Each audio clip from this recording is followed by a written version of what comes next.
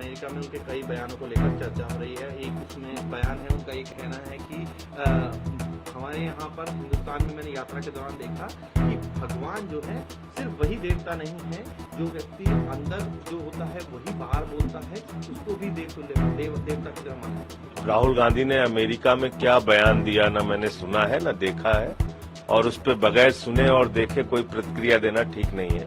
पहले उनका बयान सुन लूं क्या बयान दिया उन्होंने। बीजेपी के नेता लगातार हमला हो रहे हैं, उन्होंने कहा कि अभी बीजेपी और आरएसएस में तरह से डर का माहौल है। जब तक चुनाव परिणाम आया, आरएसएस एक विचार को लेकर चलती है, लेकिन हम चाहते हैं कि सभी विचार एक साथ चले, सबके विचार हम माने। तो ये तो भारत का संविधान कहता है कि सभी विचार को लेकर चलें। ये इस देश का कॉन्स्टिट्यूशन कहता है कि इस देश में सबको बराबरी का हक है, और जो समाज के शोषित वंचित लोग हैं उनको हमारे संविधान ने कुछ विशेष अधिकार दे रखे हैं उनको आगे लाने के लिए। तो ये तो हमारा संविधान कहता है कि भारत एक धर्मनिरपेक्ष राष्ट्र है और यहाँ सबका सम्मान होना चाहिए, सबको आगे लेके चलना चाहिए। मामला आया है, सुप्रीम कोर्ट का कहना है कि अगर कोई भी एक्यूज एक केस में अगर जेल में है तो भी वो दूसरे केस में बेल, एंटीसिपेटरी बेल सब अप्लाई कर सकते हैं। देखिए, ऐसा है कि सुप्रीम कोर्ट हर दिन जांच एजेंसियों के कार्यवाही पर सवाल उठा रहा है, वो चाहे ईडी हो, सीबीआई हो, इनकम टैक्स डिपार्टमेंट हो या पुलिस हो। सुधार कितना है जमीन पे, बड़ा सवाल ये है। और सुधार इसलिए नहीं होता क्योंकि सत्ता में जो बैठे हुए लोग हैं उनकी मंशा है जांच एजेंसियों का दुरुपयोग करके विपक्ष के लोगों को, अपने राजनीतिक प्रतिद्वंदियों को पकड़ पकड़ के जेल में डालना। तो इसलिए सुप्रीम कोर्ट ने पिछले दिनों में कई सवाल उठाए हैं, खासतौर से ईडी और सीबीआई के ऊपर, लेकिन जमीन पर उसका कोई असर तब तक नहीं होगा जब तक सत्ता में बैठे हुए लोगों के कान में जू नहीं रहेगी। एक मामला फंसा हुआ नजर आ रहा है जो कि हरियाणा से जुड़ा हुआ है। आपके प्रदेश अध्यक्ष भी कह रहे हैं कि कांग्रेस अगर आज गठबंधन का ऐलान नहीं करती है तो हम लोग लिस्ट जारी कर देंगे। कितना देखिए, इस पे संदीप पाठक जी का भी बयान आ चुका है। आज सुशील गुप्ता जी ने भी स्पष्ट किया है कि हमारी पूरी तैयारी है और हम लोग अपने सीटों का ऐलान या चुनाव लड़ने के लिए पूरी प्रक्रिया को, हम अपना कैंडिडेट घोषित करने की प्रक्रिया को पूरा कर चुके हैं। और जैसे ही उनको पार्टी संगठन से या राष्ट्रीय अध्यक्ष अरविंद केजरीवाल जी से इजाजत मिलेगी, वो ऐलान करके चुनाव में जाएंगे। एक राष्ट्रीय राजनीतिक दल है आम आदमी पार्टी, हरियाणा में हमारा एक मजबूत संगठन है, तो उसको लेकर संदीप पाठक जी, सुशील गुप्ता जी, हमारे दोनों नेताओं ने इस बारे में बयान दिया है। अब जैसे ही केजरीवाल साहब का और पार्टी का निर्देश मिलेगा उनको, वो जो कह रहे हैं उस हिसाब से आगे बढ़ेंगे।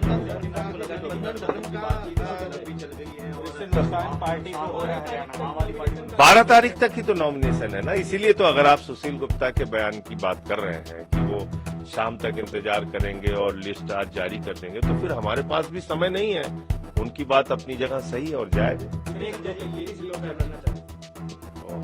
मैंने आपको कहा कि जो संगठन का, पहले दिन भी मैं यही कह रहा था, फिर आज दोहरा दे रहा हूं, जो लोग संगठन का काम जमीन पर कर रहे हैं वो राष्ट्रीय अध्यक्ष श्री अरविंद केजरीवाल जी से, दिल्ली के मुख्यमंत्री आदरणीय अरविंद केजरीवाल जी से चर्चा बातचीत करके निर्णय लेंगे और आगे बढ़ेंगे। उसमें हम सब सहमति के साथ आगे बढ़ेंगे।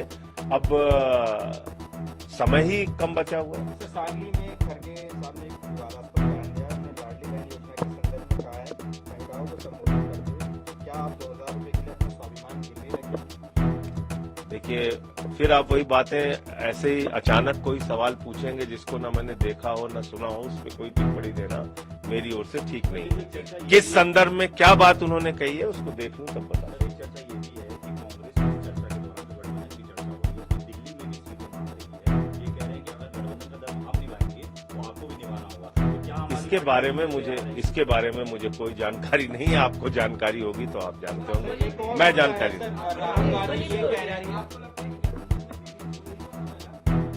12 तक ही नॉमिनेशन की तारीख है भाई, आज 9 तारीख हो गई।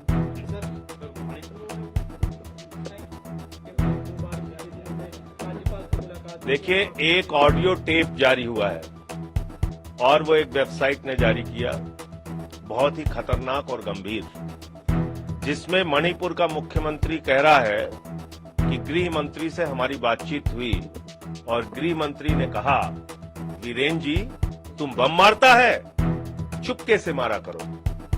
तो जब ये हो रहा है मणिपुर में, तो शांति कैसे आएगी? जब मणिपुर का मुख्यमंत्री खुद हिंसा कराने में इन्वॉल्व है, तो वहां शांति की कल्पना आप कैसे कर सकते हैं? मुझे 11 महीने सस्पेंड रखा गया मणिपुर के इशू पे। आप मुझे बताइए, आज भी मणिपुर में शांति नहीं है, हत्याएं हो रही हैं, आगजनी हो रही है, लोगों के घर जलाए जा रहे हैं, सामान लूटे जा रहे हैं, ये हो रहा है। तो इसलिए भारत सरकार और उनका जो मुख्यमंत्री है, भारतीय जनता पार्टी, ये सब चाहते ही नहीं है कि मणिपुर में शांति हो। सर, एक आप एपी की समस्या पे सवाल खड़े करते हैं, नालंदी के सिलेंडर मिला है, ऐसा लग रहा है कि शायद रेल यूनिवर्सिटी को उठाने की कोशिश की गई है। देखो ऐसा है, आप रेल मंत्री या रेलवे विभाग की हालत इस समय ये हो गई है कि ट्रेन जो है वो जमीन पे ज्यादा चल रही है, पटरी पे कम चल रही है। हर दिन कोई ना कोई दुर्घटना की खबर आती है। एक ही ट्रैक पर 2-2 ट्रेन, 3-3 ट्रेन आ जा रही है। ये कैसे हो रहा है? आप तो बड़ा मैकेनाइज सिस्टम की बात करते हैं, आप तो कहते हैं हम बहुत तकनीकी रूप से आगे हो गया है, रेलवे आगे हो गया पूरा। आप देखिए नए पुल गिर जा रहे हैं, नई सड़कें बैठ जा रही हैं। इसको कौन कर रहा है? लोग जाके तोड़ रहे हैं। साजिश बता रही है सिलेंडर है। मैं कह रहा हूँ लोग जाके तोड़ रहे हैं क्या इसको? जो सड़कें टूट रही हैं, पुल गिर रहा है, जो छत्रपति शिवाजी महाराज की मूर्ति टूट के गिर गई, वो कौन गिरा रहा है? लोग जाके गिरा रहे हैं। तो इसलिए अपनी मुझे जिस घटना का आप जिक्र कर रहे हैं मुझे नहीं पता, लेकिन जो रेल से पटरियां से ट्रेन रोज उतर रही है, दुर्घटनाएं हो रही हैं, लोगों की जान जा रही है, कैसे हो रहा है?